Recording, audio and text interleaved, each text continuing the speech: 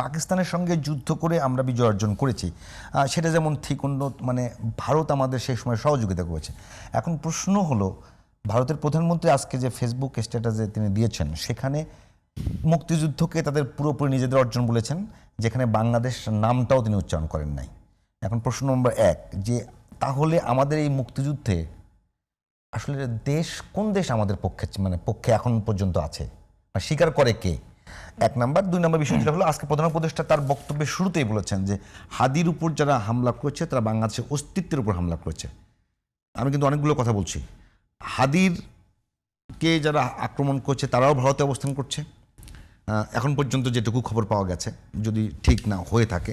2 নম্বর বিষয় যেটা হলো, জুলাই অভ্যুত্থানে যারা এতগুলো মানুষকে খুন করেছে তারাও ভারতে অবস্থান করছে, এবং সেই দেশের প্রধানমন্ত্রী এখন পর্যন্ত বাংলাদেশের বিজয় স্বীকার করছে না। তাহলে এই পুরো বিষয়গুলোকে কিভাবে বিচার করবেন?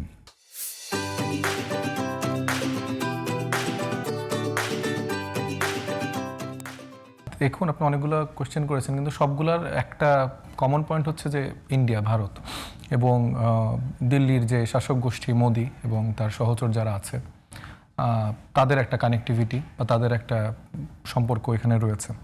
এখন মানে মোদির যে স্ট্যাটাস, এটা কিন্তু এইবারই প্রথম যে উনি এরকম স্ট্যাটাস দিচ্ছে তা কিন্তু না। উনি কিন্তু গত বছরও দিয়েছে, আমার ধারণা মতে আওয়ামী লীগের সময়ও তিনি এটা দিয়েছে। এবং আমাদের যে কমন এনিমের কথা বা বলছেন, বা আমাদের বিজয়ের মানে প্রধান মানে শত্রু যদি আমি বলে থাকি, যদি আমাদের বিজয়কে স্বীকার না করে, না, আপনি যদি আমাদের প্রধান শত্রু বলেন, সেটা হচ্ছে আওয়ামী লীগ। আওয়ামী লীগ কেন? কারণ তারা মুক্তিযুদ্ধকে যেভাবে কুক্ষিগত করেছে, এবং যখন আপনি একটা জিনিসকে ওন করবেন, সেটা তো ধারক হিসাবে সেটার রক্ষণাবেক্ষণের দায়িত্বও তো, গুরুভারটাও তো আপনার থাকে।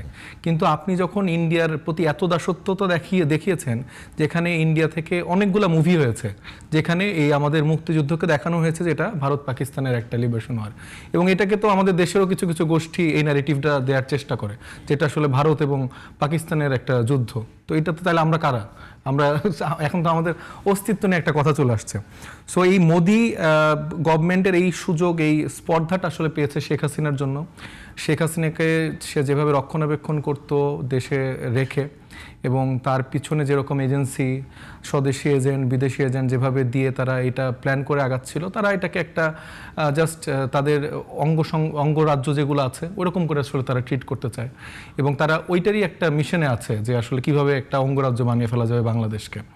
তো বাংলাদেশ রাষ্ট্র সেই জায়গা থেকে আমরা যারা বাংলাদেশের নাগরিক আছি, যারা আসলে মুক্তিযুদ্ধের সময়ও আসলে বুক চিতিয়ে লড়াই করেছে, দেশ স্বাধীন করেছে নিজেদের জীবন দিয়ে, ঠিক তেমনই মানে এই জন্য আমরা 24কে অনেক বেশি মানে আপরাইজিংয়ের জায়গাটায় ধারণ করছি। কারণ 71-এর পরে যে ন্যারেটিভটা বাংলাদেশে এসছে, যে ভারত আমাদের একমাত্র আলটিমেট ফ্রেন্ড, যারা আমাদেরকে সব দিক দিয়ে সহযোগিতা করে। আপনি যদি ইতিহাসের জায়গা থেকে দেখেন, মুক্তিযুদ্ধের পরে তাদের যতটুকু সাপোর্ট বা হেল্পের জায়গা ছিল, সেটা কিন্তু নিজ স্বার্থে ছিল। দেখা গেছে তারা যতটুকু সাপোর্ট করেছে, পরবর্তীতে তাদের জায়গা থেকে তারা অনেক বেশি আমাদের থেকে পেয়েছে, এবং সেই জায়গা থেকে আমরা শুধু দিয়েই গিয়েছি। আপনি যে কোনো জায়গা থেকে বলেন, কূটনৈতিক সম্পর্কর জায়গা থেকে শুরু করে 71 থেকে শুরু করে এই মানে আওয়ামী লীগের সরকার যতদিন ছিল, ততদিন পর্যন্ত ভারতের সাথে সম্পর্কটা আমাদের শুধু দেয়ার সম্পর্ক ছিল, এবং মানে এমন একটা কৃতজ্ঞতার জায়গা যে মানে সব কিছু আমাদের নিয়ে যাও, মানে খালি আমাদের যে রাখতে দিচ্ছ এখানে, আমাদের জনগণ হিসেবে যে আমরা এখানে থাকতে পারছি, এটাই আমাদের একটা বড় একটা জায়গা। তো এই জায়গাটা আসলে নিশ্চিত করে দিয়েছে হাসিনা এবং তার যে ফ্যাসিবাদের যারা লোকজন আছে তারা মিলে, এবং বর্তমানেও এরা কিন্তু খুবই অ্যাক্টিভ। মানে ভারত কিভাবে তারা পররাষ্ট্র মন্ত্রণালয় থেকে তাদের বলে দিচ্ছে যে তারা হচ্ছে যে এরকম ফেরত দেবে না সন্ত্রাসীদের, যারা আমাদের শরীফ ওসমান হাদিকে মানে খুন করার চেষ্টা করেছে। তো এই জায়গাটা তো খুবই আশঙ্কাজনক, যে একটা দেশ পুরোপুরি এগেনস্টে যে, এবং যেখানে আসলে ইন্টারন্যাশনাল ট্রাইব্যুনালে রায় হয়ে গিয়েছে, এরকম সন্ত্রাসী মহিলা তাকে আশ্রয় দিচ্ছে। তারপরে সন্ত্রাসীদের গডফাদার স্বরাষ্ট্র মন্ত্রণালয়ের যে মন্ত্রী ছিলেন আসাদুজ্জামান খান, তাকে তারা লালন করছেন। তো এগুলা তো আসলে খুব বেশি ভালো বার্তা দিচ্ছে না। এবং রনি ভাই যেটা বললো যে এইটা আসলে মূলত আমাদের কিন্তু ভারতীয় নাগরিক বা পাকিস্তানি নাগরিক বা অন্যান্য যে কোনো দেশের নাগরিকদের সাথে কিন্তু আমাদের সেই বিরোধের জায়গাটা নেই। আমাদের যে বিরোধের জায়গাটা বা আমাদের আসলে সব জায়গায় কনসার্ন থাকতে হবে যে অ্যাকচুয়ালি আমাদের তো কেউ বন্ধু থাকার কথা না, প্রত্যেকটা দেশই নিজেদের স্বার্থটাই দেখবে স্বার্থ দেখবে। এবং আমাদের সেই কূটনৈতিক সম্পর্কের জায়গাটা নিজেদের স্বার্থের জায়গাটাই দেখতে হবে। এইভাবে আসলে কাউন্ট করে প্রত্যেকটা দেশের সাথে কূটনৈতিক সম্পর্কের জায়গা রক্ষা করতে হবে।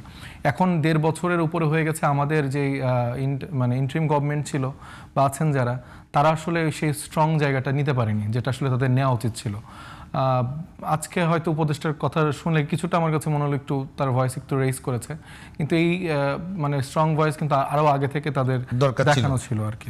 তাহলে হয়তো বা আজকে এরকম 16 ডিসেম্বরে সেই রকম বিতর্কিত একটা মানে বিজয় দিবস এরকম করে পোস্ট দিতে পারতো না।